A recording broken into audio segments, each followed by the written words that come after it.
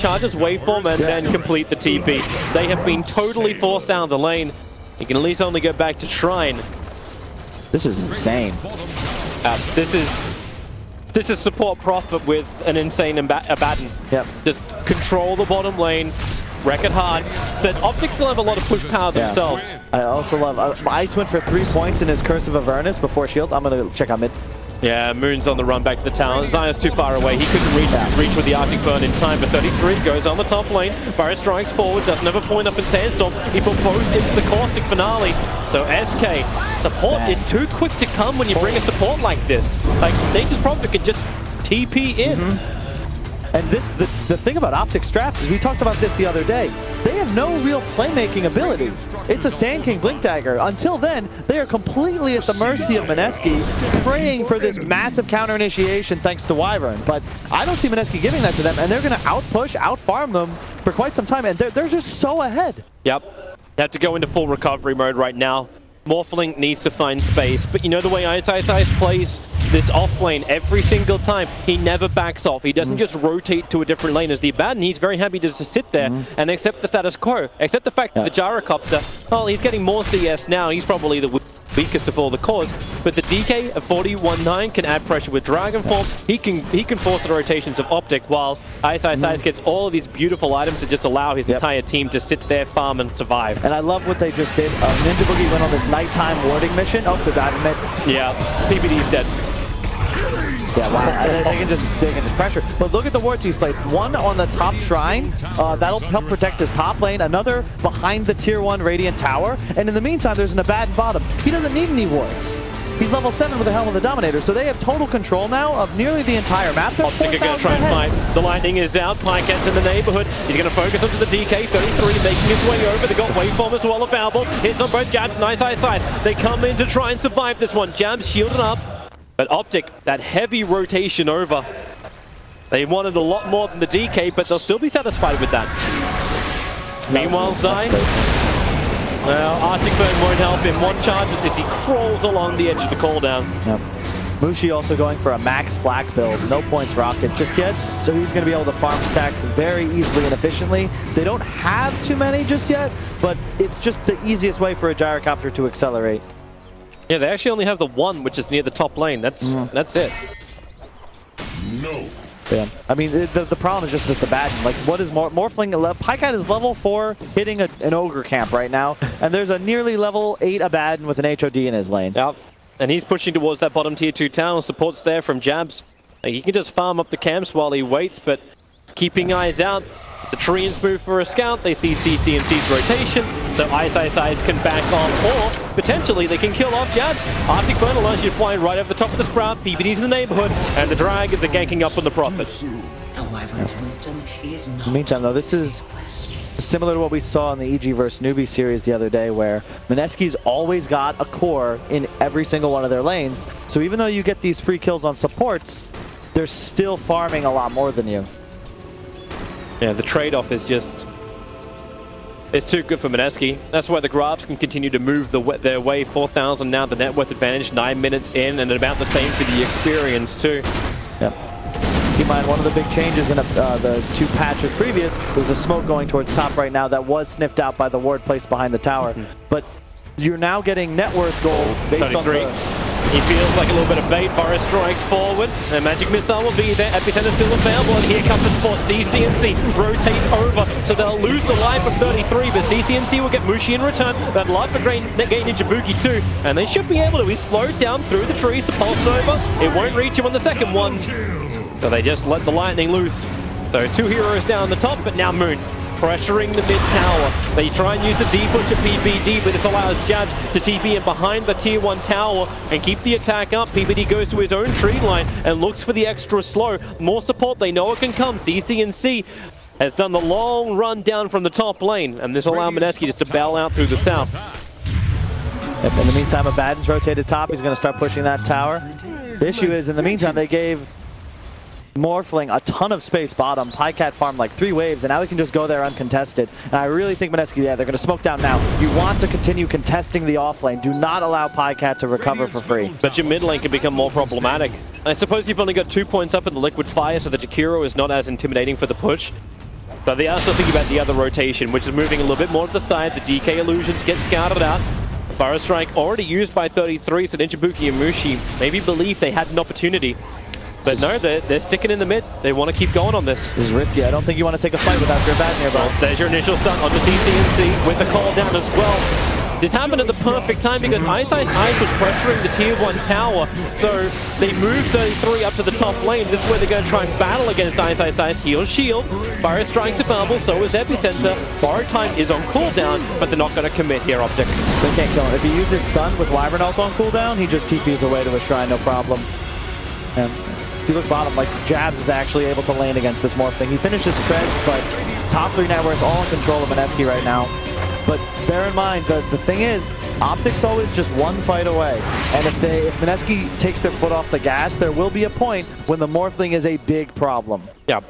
But how do they keep their foot on the gas? Like, is it just behind every single Dragon form you want to be pushing? Or is that even essential? A lot of it is that they've managed to dominate the early game while still accelerating and going for tempo items. AKA the gyro skilling Flak. He's going to rush a drum. The Abaddon gets HOD. Now he's going to look to a Radiance. They don't need to end the game at 20 minutes, but they do want to be in a dominating position. They want a Roche and they want like 10k plus. They have to continue to accelerate, and then you can ignore the Morphling. But if the game is even or even a 5k lead when it hits 20-25, that's when it gets a little scary. The early medallion pickup as well in Nature's Prophet, not only great for heroes, but also for that Roshan you're talking about. It may enable them a little bit earlier on. PPD on the run in the middle lane, the double damage dragon form. Well, we know who the superior dragon is. Meanwhile, up on top, CCNC and 33, cleaning up the back lines. TP to be cancelled. Look at the catapult though. Just dragging the creep wave away.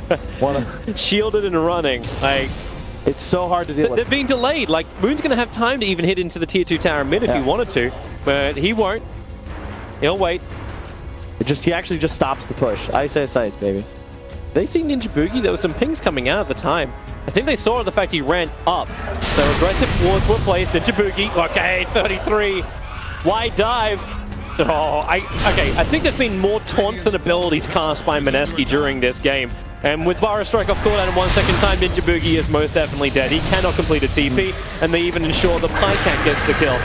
On bottom lane, Curse is out, slowing down Mushi. He's got a creep wave, as well as Splinter Blast, dropping Mushi down low, 33. Burrow Strike once more, is off cooldown, waits for the TP to happen, and then they can kill off Mushi. Even more support. Pycat and CCNC, they came into the shrine. Mineski bit off more than they can chew. They wanted to force the issue, but now they're going to end up losing 2 cores, and it's the big ones for Mineski. Pycat actually stunned the DK by becoming DK. One of the reasons I think this Morphling hero is super strong right now and vastly underpicked. And Mineski making a key error, you got to fight around your Abaddon. If you're going to group up with him. Otherwise, the moment you see these TPs coming in, you got to get the hell out of Dodge. But it's the opposite way that Mineski normally function. Like, it's normally Ice that's out there by himself, just forcing in the side lane. So even if they lose the fight, he gets a rebuttal on the side lane. It's okay there because they're still pushing in every lane while their Prophet is farming jungle. You just don't want to lose 2 cores like that. You'd be a lot more comfortable with that if you do lose just like the 1 or 2 heroes. But then you give a kill to Pycat and he gets a free couple of waves. You're not pressuring these towers just yet. Abaddon's going to rotate down bottom, still going for the Radiance. But I really want them to like take a Roche, maybe get a tier 2 here or there. Well, there at least is Mushi's extra stack. Looks like he's looking for a BKB before they start fighting. With Abaddon having 4 points up in the curse, they can stop in a Roshan. They may need more damage though, right? Like, this doesn't feel as strong from Mineski just to finish Roshan before you can have like a potential Arctic burning Winter Wyvern come in. The curse will cause a lot of problems in the clustered area. You can scout out as well with Jakiro. Macropine will be problematic. You never knew when 33 was going to get his Blink Dagger. He has it at the moment, walking around on bottom lane, so he can combo with Pycat, just staying out of vision.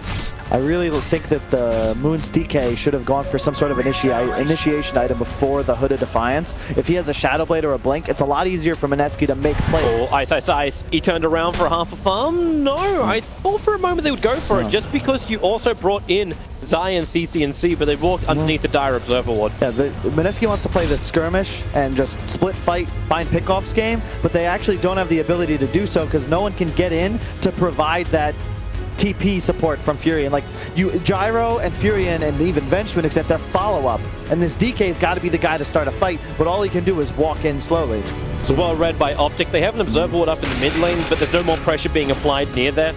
So Mushi will reveal himself. They smoke looking for a gank. It does not come. It's a great ward. One of those VP special wards Sansheng outlined. If you look to the tier 2 Radiant top, this is to set up for later pushes and also gives great vision. You need to find the Wyvern if you're Mineski. If you take him out, you can push to your heart's content. But with Wyvern alive, you always have to be a little concerned. Well, the push is going to come fast enough. Optic are not in position to defend this tier 2 tower.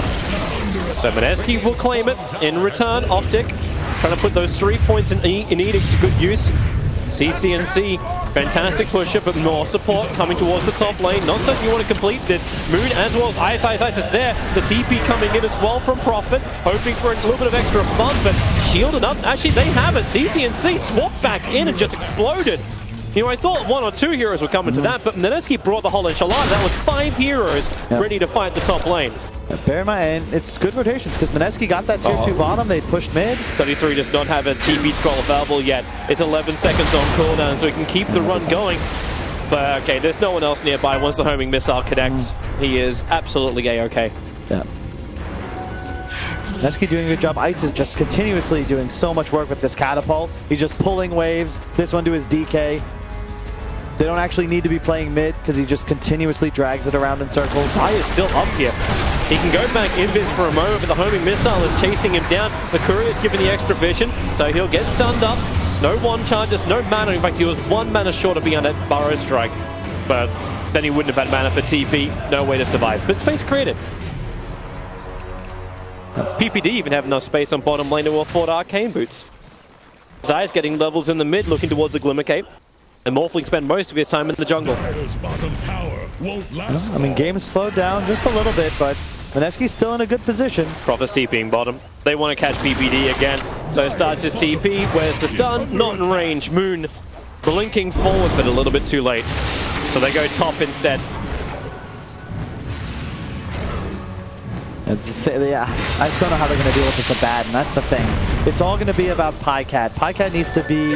He needs his E-Blade after Linken's and probably one more item, but it's really when he gets to that 4 slot. If he ever gets all the way up to like a Scotty, that's where the game gets out of reach for Mineski. But right now, there's still